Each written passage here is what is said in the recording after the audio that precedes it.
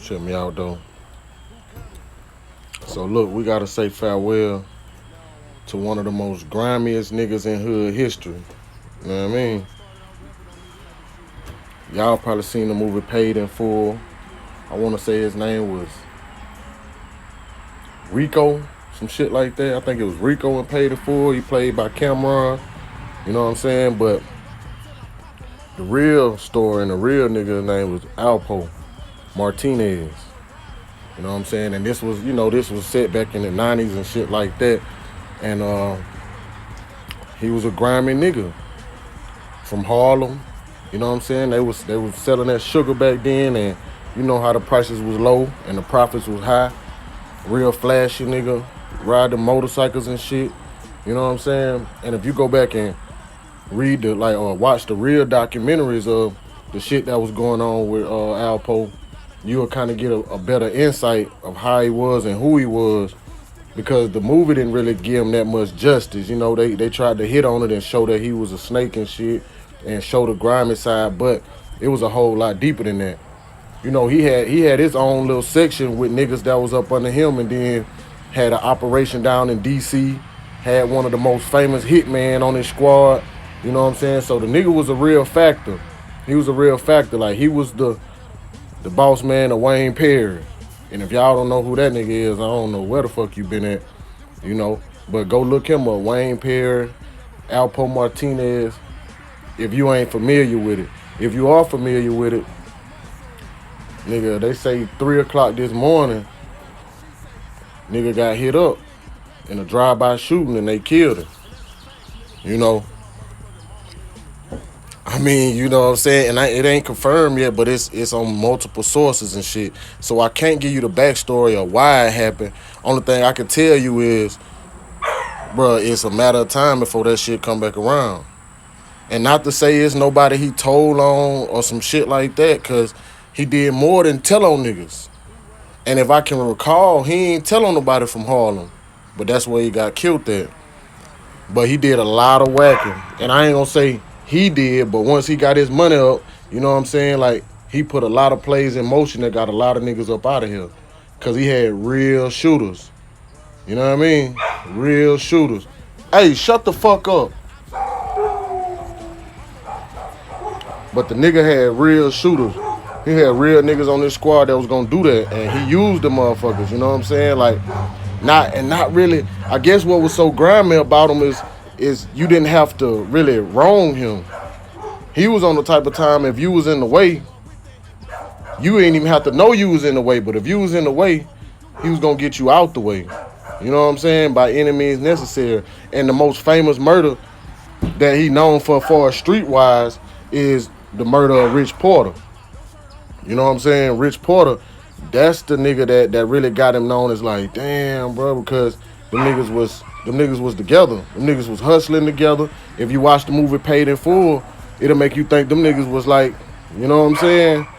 But go back and watch the documentary, and he actually go into detail as to why he killed Rich.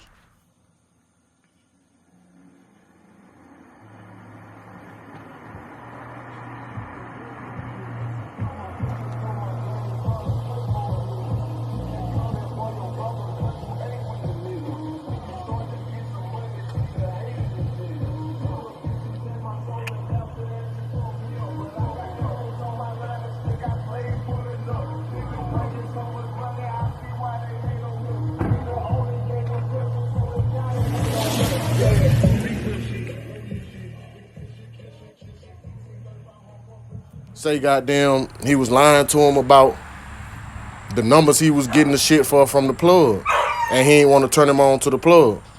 So, and then, you know what I'm saying? He said, and I asked him, and I knew he was gonna lie, and he had his shooter in the back, and he said, I asked him twice. Well, I think he said twice, but I know he said he asked him more than once, and said, you know what I'm saying, don't lie to me.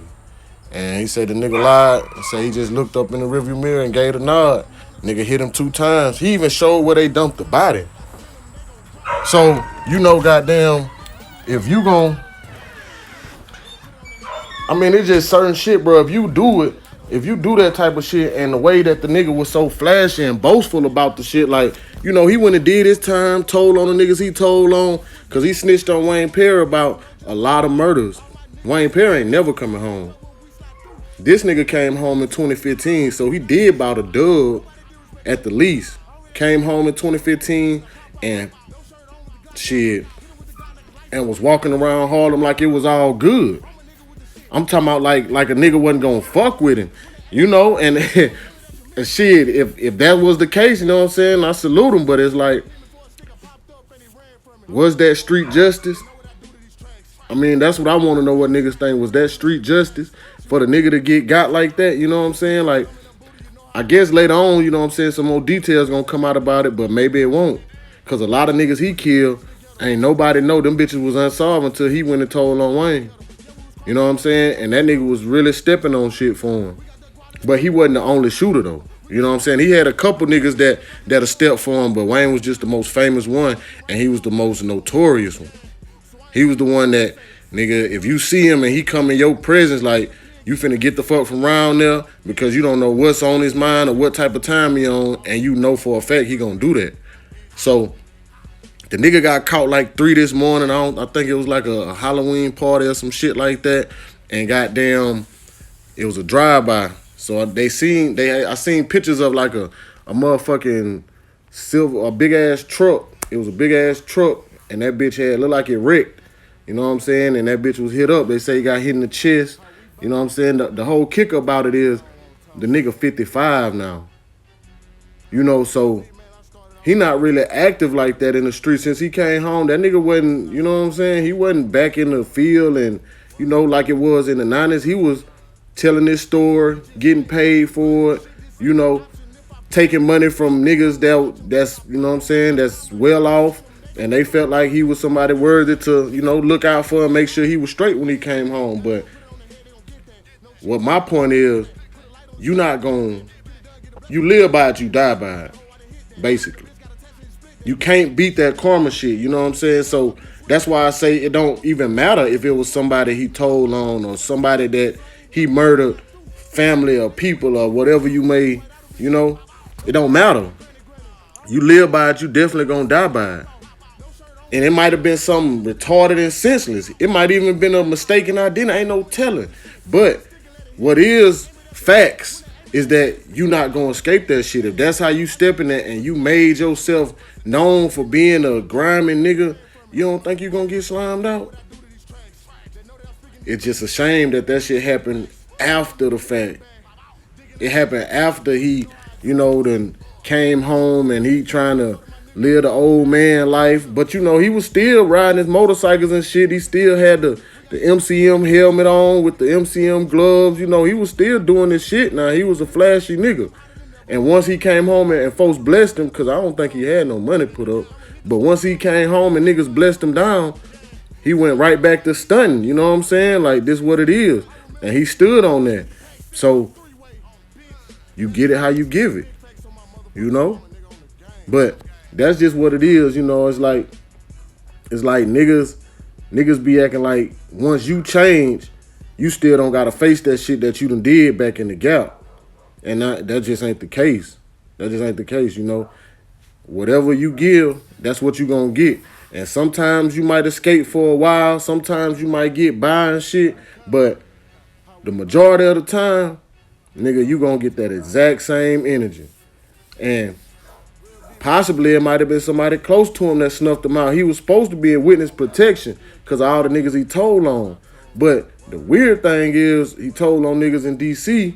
and he got killed in Harlem. And if you watch the movie, he say, you know, I give y'all a few cats down in D.C. doing their thing, but I ain't gonna tell on nobody from Harlem. Because when I come home, still gonna be king. Remember that. Remember that. God, keep me out the way of these niggas. Caught my pistol, told my granny for to pray for a nigga. You can't call that boy your brother cause you ate with a nigga. When you start to get some money, see the hate in the nigga.